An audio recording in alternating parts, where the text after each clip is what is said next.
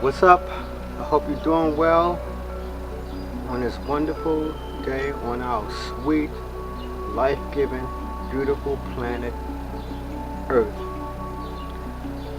Alright, today I'm talking to you all with a saddened heart because in the state of Maryland, the state that I reside in, we had over the last couple days a tragic event that happened in our state. Once more, an incident that's plaguing the entire United States visited the state of Maryland. We had a mass shooting here at Annapolis, which is about approximately 30 or 40 minutes away from where I live at. A mass shooting where the gunman took the lives of 5 Maryland citizens. But my topic today, when I saw those people, the individuals in the local newspaper here, when I saw the 5 individuals, the first thing I did feel sorry for the family. I'm sorry that their lives got taken in a tragic manner. I'm sorry that whatever triggered the gunman took its toll that particular day, where he couldn't go to a counselor, he couldn't talk to a friend, he couldn't talk to some religious leader to get the burden off of his chest or off his soul. No, he kept it internalized, so he released his anger in an outrageous act and took the lives of those 5, which they truly were, innocent people.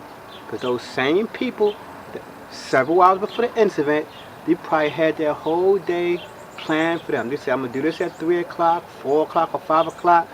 Saturday, I'm going here or there.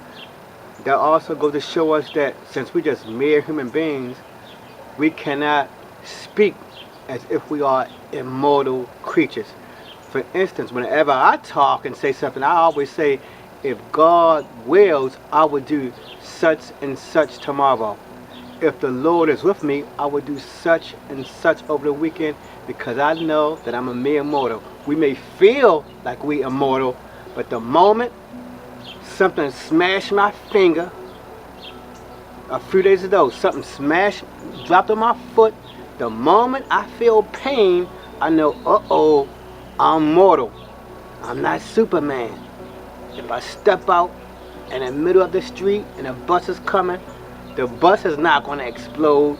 The bus is going to wipe me out. I'm going to be a mess on the street. So every time I get some type of wound, some type of little cut, I'm reminded I'm just a mere mortal, and I can be gone in a snap of a finger. So I always say, if God willing, I would do such and such. I don't make no plans and say, I'm going to do so and so. I don't do that. I'm going to do this. I'm going to do that. Because I'm just a mere mortal. But anyway, when I saw those 5 people, like I said, I was greatly saddened by their loss. But the first thing that came to my mind, I was saying, is America really a diversified nation? You see the picture of the individuals right there. Is America really diversified? Now, I don't want nobody to get killed. I don't care if you, whatever ethnic group you are, when you get taken away from this earth, I feel sadness from someone. But from an employment point of view, I was saying, is there any diversity where they work at? I don't know. But I'm just using those 5 as my little sample space. They all like a certain ethnic group. It didn't reflect the American population from what I saw. So that's what my issues is. America really diversified in the workplace? Now I know certain ethnic groups, like I'm gonna show you our slide coming right up about the job placement of really African Americans and white Americans, because that's how it is. Whenever somebody comparing racial groups in some type of study, they don't say Hispanics, Asians, American Indian, Indian, some Asia. No, Whenever you make a comparison in this country, the United States which I live in, they always compare black and white. Though the dominant two species they sample. They leave every other ethnic group out. They don't compare the job disparity, Asians to black, Hispanic to black. No, it's always usually white and black. For everything, education, economic, employment opportunities. It comes down to that, which it seems like that's the main driving force in America. Black and white. As you see from the people working that newspaper. One ethnic group. When I was looking at the news, like the local news station. Most all the people I saw in that newspaper thing was one ethnic group. When I was reading the newspaper article, when they had the visual for those 5 individuals, all the people in that visual represented those same people. So is America really diversified? Is it truly a just country? So I'm gonna use some biblical passages to let you see how God views minorities and how He views people living in a different country, or living in how he viewed the minority people in a country. What is God's view on minority people in a country? So let's start. Let me see. So hold on for a moment. Let me get up my scriptures. So, alright, I'm going to start with Ephesians chapter 6 verse 5. Slaves, you're talking about the slaves now, and slaves to this day are still in a number of countries on this planet. Slaves, obey your earthly masters with fear. Back in the days when dark-skinned people was oppressed in many European countries, they loved to quote this scripture. Slaves, obey your earthly masters with fear and trembling. They love to say that, but they skip this next part. Earthly masters with fear and trembling, with a sincere heart, as you would Christ. So that means you feel your slave owner as Christ, but hey, he is Christ.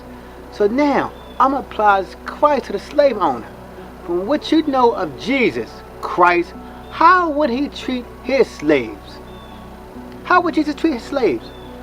When Jesus was on earth, how did he treat people? Because it's telling you the slaves, treat your slave owner like he's Christ. So the slave master supposed to represent Christ. Was Christ, did he whip people? Did he go around insulting people continuously? Did he put people through economic hardships? Did Jesus Christ rape people on earth when he was here? Did he rape anybody? Did Jesus Christ insult you out? Did he call people out of their name? Did he have some type of a slur for their name? Did Christ separate families with glee? Did he do that? Because it said, treat your masters as if he was Christ. So if your master, if I'm treating him like Christ, then he or she should have the behavior of Christ. It's coming straight from the Bible. They love that first part, obey your master. But then they forget the other part, as you would Christ. They should act like Christ. Alright, this is coming from Leviticus chapter 19, verses 33 to 34. When a stranger sojourns with you in your land, you shall not do him no wrong. So if a stranger living in your land, you're not going to go and bomb his business. You're not going to go take his wife. You're not going to go on his car and write some type of racial slur. You shall not do him any harm. You shall treat the stranger who sojourns with you as the native among you. So you're going to treat that foreigner, whoever his ethnic group, whoever he may be, you would treat that foreigner as if he's a native person in that land. He may be there for 2 years, 3 years, but you still treat the foreigner as a native. And you shall love him as yourself. For you were strangers in the land of Egypt. I am the Lord your God. So the Israelites from God, he said, basically, you treat that foreigner with respect. You treat him with the same love you treat yourself and your other fellow Israelites. So we see God is not hard on his slaves, which many people in the Western world for hundreds of years have treated people throughout the earth savagely. Not just black people. He treated the people in India savagely. He treated the people in Australia. They nearly wiped the Australian Aborigines. They nearly wiped the Australian Aborigines from existence. Here in the United States, many of the American Indians have been nearly wiped out of existence. God said you treat them as if you would treat your own brother, your own ethnic group, with that same love and respect. Has the Western world or even the Islamic world treated? Since it's the Bible, it's really talking about the Christians, not the Islamic people. So I can't go there. So if you're a Muslim, I'm sorry. I'm talking about Christians. If you read the Bible, God's telling you how you should be treating other ethnic groups and other people who sojourn in your land. And as a matter of fact, the people who dominate America now, who say this their country, this is not even their country. It's not their country. You came here as a foreigner. And the people who naturally live here, they welcome you with open arms. They had open arms welcoming you. And I read my history, and I read the savage atrocities they met from the people who they welcomed to this country. So the people who dominate in America, Australia, South Africa, you're not the original person there. The people who lived there before you ever came, they welcomed you there. And from when I read of history, you basically treated those people so wrong. This is Malachi 3:5. Then I will draw near to you for judgment. I will be swift. I will be a swift witness against the sorcerers, against the idolaters, against those who swear falsely, against those who oppress the hired worker in his wages. So, one thing I learned about, at least in this country that I live in, there's a disparity in wage disbursement. The dominant people in this country, they make higher than the sojourners here, or the people who came after them. The people who so-called dominant in the Western world, they make far more than the people who recently came to the country. Whether they was taken to the country by force or they chose to live there, usually the alien make less and they do the same amount of labor. God does not like that. He said he does not like that false witness. He does not like that sorcerer. And he does not like that idolater. And he don't like it when you have a wage disparity or you oppress the hired hand. The widow and the fatherless, against those who thrust aside the sojourner, and do not fear me, says the Lord of hosts. So you see again, he do not even like it when you take the foreigner and you toss him aside and call him everything under the sun. Everything under the sun, you're going to call that foreigner. God was harsh to his Israelite people on if they mistreated those foreigners. And like I said in some of my other lessons, the church, whether it's the Catholic Church, Baptist Church, Apostolic Church, they don't talk about these things. They just talk about praise God all the time.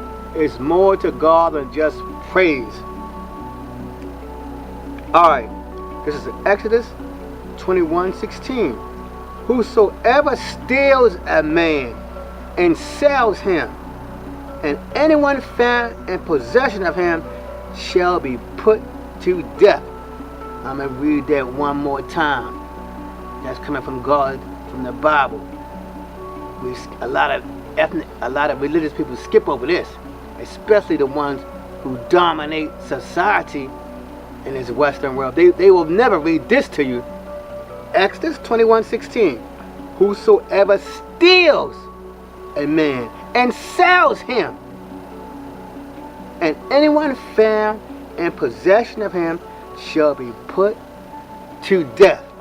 So what does that say?